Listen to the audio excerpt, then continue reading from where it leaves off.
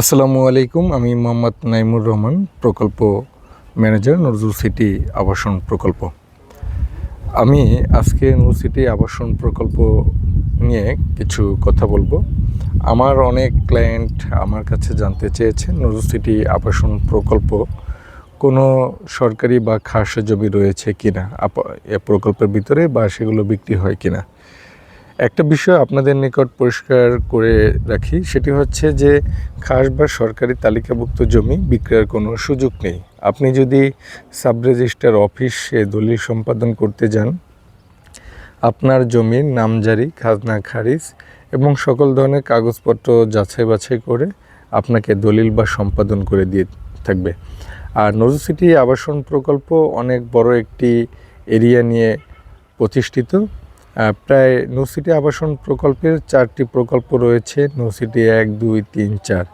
এর মধ্যে Nazrul city 1, Nazrul city 3 এবং নজরুল সিটি 4, এই তিনটির লোকেশন হচ্ছে ময়মনসিংহ সদরের প্রাণকেন্দ্র, ময়মনসিংহ চরপাড়া মেডিকেল কলেজের পশ্চিম পাশে, পূর্ব নয়াপাড়া বাইতুল গনি জামে মসজিদ সংলগ্ন হচ্ছে নজরুল সিটি 1, ময়মনসিংহ পলিটেকনিক্যাল ইনস্টিটিউটের পশ্চিম পাশে আমাদের মাসকান্দা মৌজা নিয়ে এবং বারেরা মৌজার আংশিক নিয়ে নজরুল সিটি আবাসন প্রকল্প 3। আর নজরুল সিটি আবাসন প্রকল্প 4 হচ্ছে বাইপাস রুমডু ইঞ্জিনিয়ারিং ইনস্টিটিউটের দক্ষিণ পাশে, অর্থাৎ বাইপাস সড়কের দক্ষিণ পাশে। এই 3টে প্রকল্প। আর এই প্রকল্পের ভিতরে যদি আপনারা জমি ক্রয় করতে চান, সেক্ষেত্রে যদি আপনি একটা প্লট পছন্দ করেন, প্লট পছন্দের সাথে সাথে কিন্তু আপনি রেজিস্ট্রি করে নেবেন না। আপনাকে আমরা নজরুল সিটি আবাসন প্রকল্প আপনার জমির ডকুমেন্ট আপনাকে দিব, পেপারস দিব।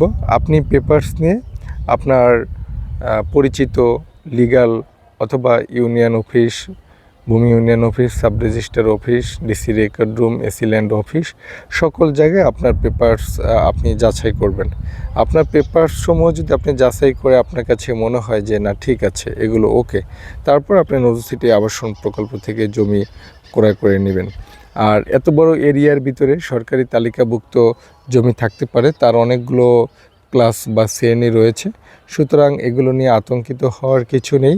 নজরুল সিটি আবাসন প্রকল্প কোনো খাস বা সরকারি তালিকাভুক্ত জমি ক্রয় করে না। আর সবচেয়ে বড় কথা হচ্ছে ক্রয় করার কোনো সুযোগ নেই, বিক্রয় করার কোনো সুযোগ নেই। ধন্যবাদ সকলকে। আসসালামু আলাইকুম।